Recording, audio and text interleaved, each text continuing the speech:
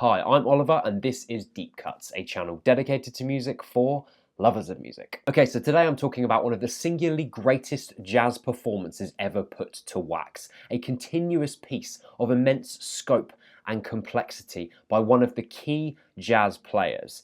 Today's Deep Cuts Essential is John Coltrane's Ascension, released in 1966. A tenor saxophone player who graces influential records like Kind of Blue, Thelonious Himself, Art Blakey Big Band, as well as his own records Blue Train, Giant Steps, Crescent and A Love Supreme. Coltrane is impossible to ignore if we are charting the history of jazz. Born in 1926 in North Carolina, Coltrane served in the Navy and actually performed in the base's swing band before ending up in Philadelphia and becoming entwined with the burgeoning bebop scene and having his mind opened up to the possibilities of jazz by other performers and musicians. He ended up as a performer along Miles Davis for some aforementioned very important records, became addicted to heroin, kicked that addiction with an epiphanic religious experience that he apparently had, which results in that defining record, A Love Supreme, which is a record I'm sure many of you will have listened to. Then, all of a sudden, a change in the wind.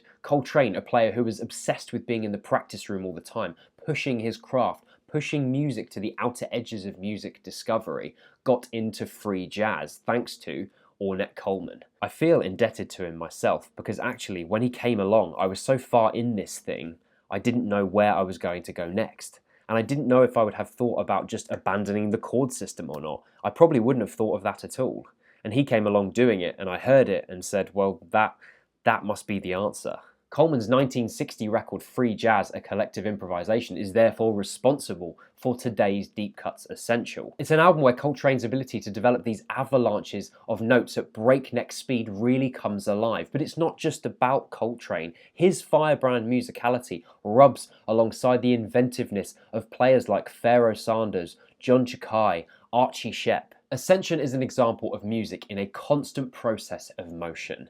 Imagine a fast, coursing river, the water reacting to jagged rocks, smashing against the banks and being carried by that tireless current. Well, in Ascension, the musical expression is the water, the jagged rocks and banks the musicians, and that tireless current is Coltrane himself. As far as displays of intricate and masterful musicianship go, you can't be disappointed with Ascension. I mean, yes, it might sound like a cacophony on the first listen, second listen, fifth listen, 10th listen maybe. Don't worry though, it's not you struggling to grasp what's going on. This is part of the experience of Ascension. Coltrane is a musical explorer and an innovator. This album isn't meant to hit specific emotive cues. It's not a product. It is just what it is, and you're invited to come along for the ride on this large band going through these processes of motion. Coltrane approached the Ascension sessions with no concrete plan. In fact, he pretty much flat out refused to give the musicians any kind of direction because he wanted to see what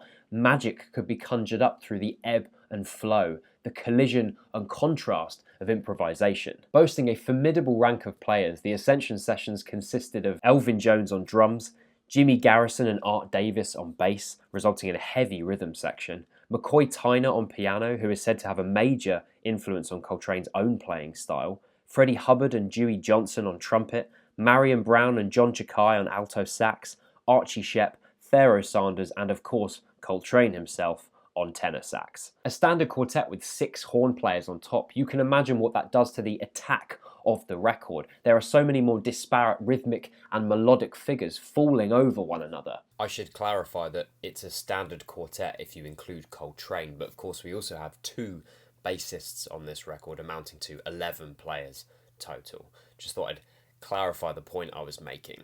Shepp was interviewed by Consequence of Sound in 2016 and he remembers the freeing atmosphere of these sessions. He himself was in pursuit of something free and less encumbered by academic music. He was content to let the guys play whatever they wanted to play. Part of this free approach was to give each performer the opportunity to have a solo, with the only stipulation being that each solo had to end in a crescendo.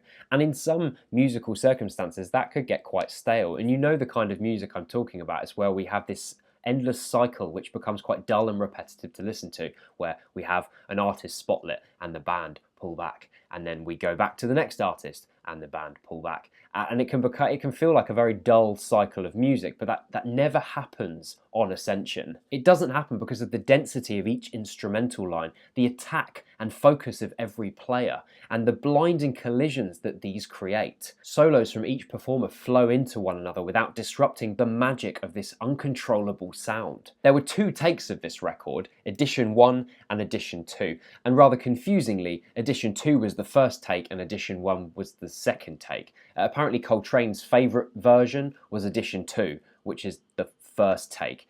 Not that it really matters, but apparently Coltrane preferred Edition 2. Regardless of whether he prefers it or not, and there is some contention in whether he was misquoted or not. It's really fascinating to hear these 2 40-minute takes side by side, because you get to hear the different quirks in each recording and different paths each musician took on their solos. In Edition 1, Pharoah Sanders' tenor sax solo is face-tearing. It's about at the 12-minute 40 mark in part 1, and his keywork is fast and low in the registers, and it sounds like some kind of growling, overdriven guitar. Contrast this with Coltrane's opening solo, the way he goes up and down so quickly on the register, setting in motion this entire piece. I mean, the creativity of his playing is fantastic, but what would you expect? It's John Coltrane. It's easy to get wrapped up in the horn work and forget to mention the backline, which is equally as impressive. In part 2 of Edition 1, around about the 5-minute mark, there's this great section which has Jimmy Garrison working up and down the scales of the bass and Art Davis playing bowed, which creates this deep and sonorous moment for the soloist. On Edition 2, around about the 12-minute mark, McCoy Tyner is just striking piano chords whilst throwing down with the right hand, and you can hear in moments like this how Coltrane might have been influenced by a performer like Tyner. All the while, Elvin Jones is providing colour with his dry, swung ride and hi-hat foot pedal. About 5 minutes before the end of Edition 2, there's a brief respite where the dusty overtones of the plucked and bowed bass strings take over the atmosphere. Everybody pulls back a little bit, and the room seems to come into focus on the recording. The atmosphere is pregnant with anticipation because you've just experienced some really crazy whirlwind music, and now it's being pulled back and you're wondering how it's going to end. And as Jones begins to trace out rhythms on his kit, the entire band explodes back into consciousness. I think it's unsurprising that Coltrane preferred this recording when it has a moment on it like that. Ascension might divide music listeners with its intensity, its refusal to so much nod at convention, but I think at its heart, it's hard to deny that this isn't a record where musicians are searching for something more. It's akin to the spiritual awakening that was such a big part of who Coltrane was as an artist. There is never any end. There are always new sounds to imagine, new feelings to get at, and always there is a need to keep purifying these feelings and sounds so that we can really see what we've discovered in its pure state, so that we can see more clearly what we are. In that way, we can give to those who listen the essence, the best of what we are. But to do that at each stage, we have to keep on cleaning the mirror. One of the most exciting jazz performances I have ever listened to, Coltrane and his 10 accompanying musicians created an improvised masterpiece on Ascension, which is exactly why it's a Deep Cuts essential. Thanks for watching as always. I'm a massive fan of this album, obviously, and I'd love to talk about it with you guys, so please let me know in the comments section what your thoughts on this record are. Please join me on the Deep Cuts Discord on Tuesday at 10 o'clock GMT to listen to Edition 2 of Ascension. Hopefully we can have a discussion about it and experience this really quite intense performance together. I've also included a list of all the soloists in each edition in the description. I realise that might be a bit more helpful to unpack this performance because there's so much going on, it can be quite hard to work out who is playing what, when and where. And that's it. See you next week.